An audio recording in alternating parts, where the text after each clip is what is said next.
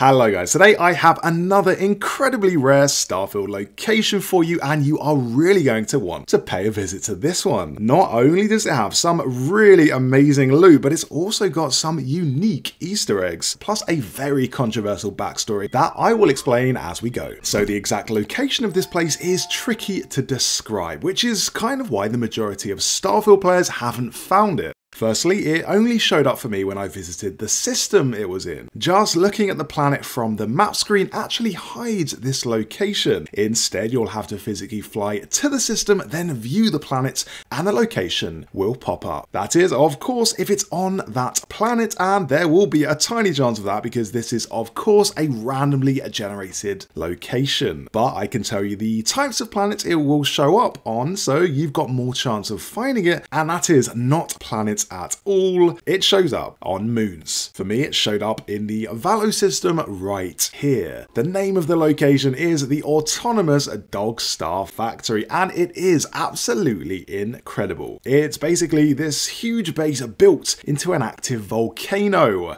Very Darth Vader vibes. Now, you might be one of those rare people who have found this place already, but there's a chance you missed the backstory because this place is huge and there's a few computer terminals and diary entries that are very easy to overlook. So let me tell you about the lore of this place as we go. Basically, this is a factory that draws power from the volcano it's built on. At the top, there's an active pool of lava bubbling away, and there's an Easter egg at the top, which we'll get to in a bit. So that's what this place used to be, but according to emails sent by very angry staff, that's not what this place is now. Because essentially, robots have run amok. So what happened? Well, I was interested in the plot, so I've actually made a timeline of the events. And this is all based around the emails and notes found around the base. So on the 14th of May 2317, the factory owner, who goes by the name Callum Troy, sent an email to staff saying he wants to find a way to control the magma flow, presumably to increase power in the factory, and that he wants plans to be drawn up for an installation to do that. 2 years later, on the 14th of March 2319, Callum sends an email to staff saying he wants to oversee production of a small robot factory at the top level to increase productivity and make for a safer working environment. This robot factory was anything but safe, because 2 months later, on the 16th of May 2319, a worker by the name of Arthur gets an email asking him to send up mechanical parts to Callum on the top floor. This is so Callum can make more robots. Arthur also gets invited to go for a cold drink. Sounds very nice. Now, we're not actually sure who this email was sent by, but it's Arthur's last email because he's never seen again. 2 months from then, on the 24th of July 2319, Callum writes a diary entry saying he has now fully integrated AI into the mainframe, and his work is now complete. So he's basically gone from wanting to add a few robots here and there to assist with day-to-day tasks,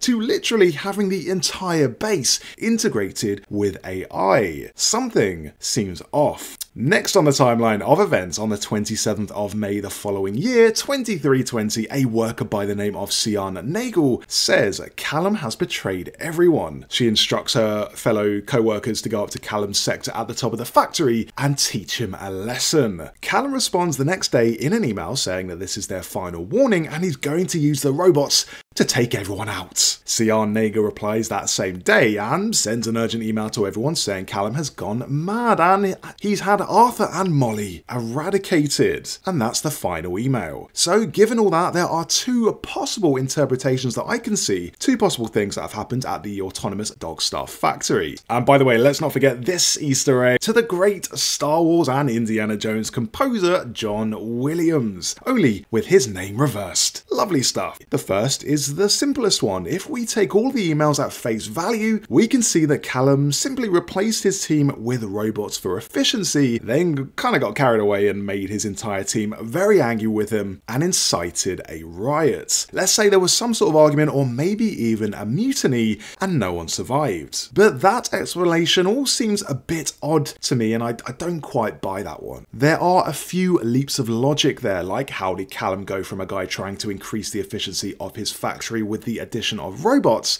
to writing in his final diary entry that his mission is complete. When was his mission to integrate AI into the mainframe? That was never his mission. His workers even specifically point out in emails that Callum has suddenly lost his mind, like he's acting completely out of character. We can also assume no one has seen Callum in person since he installed the robot factory in the top section. It would be one thing if he had been roaming around the base acting all crazy, but he's literally not been seen in years. Look at the date of Callum's first email, 23/17. He doesn't send another one for 2 years in 23/19. And a lot could have happened in this time. And what I think happened is robots. It was never Callum sending those emails, it was robots all along. This is never explicitly stated, but we can read between the lines. Evidence 1, there's 2 years of silence from Callum before he comes out of the blue and randomly requests a robot factory. Evidence 2, he just randomly, supposedly loses his mind and orders his robots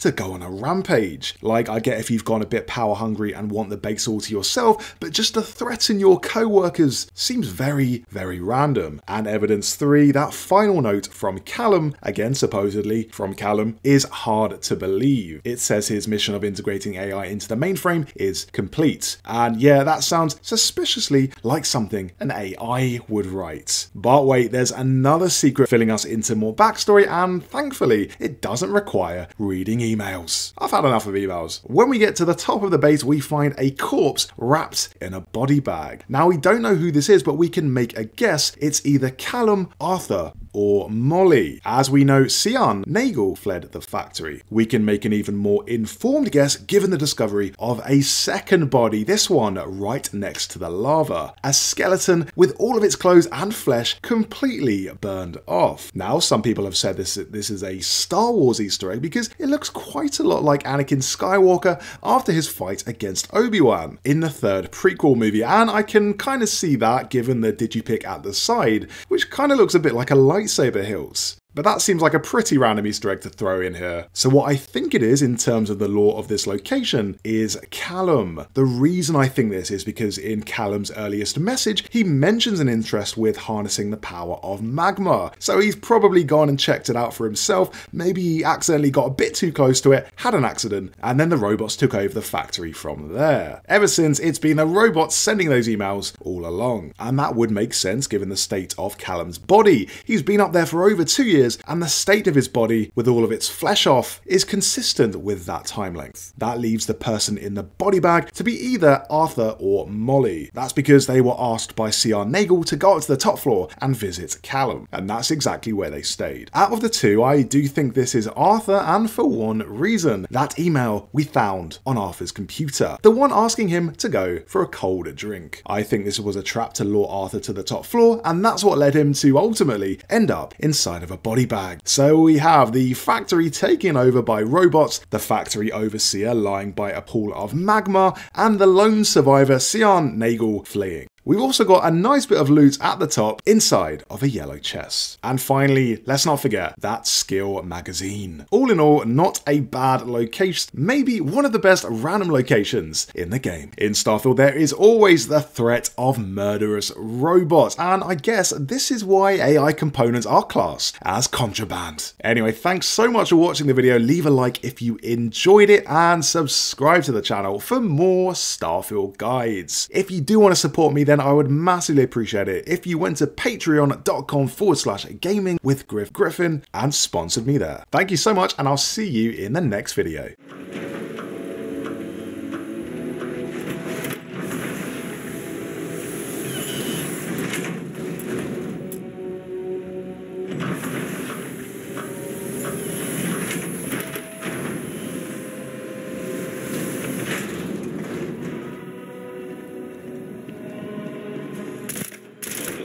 System failure.